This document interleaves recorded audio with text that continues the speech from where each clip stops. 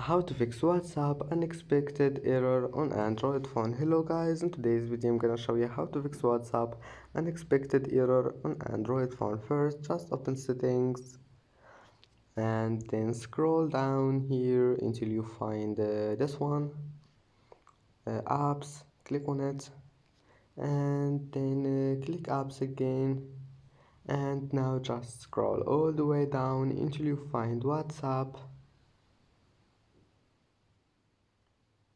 And here is it. Click on it and now just click storage and then click clear cache, this one here, and then click force stop. Now just go to permissions, enable all of those permissions here, just click on it and click allow and then allow all of those, and that's it. Now restart your phone and try again and your problem will be fixed. And that's it for today's video. Don't forget like and see you in the next video.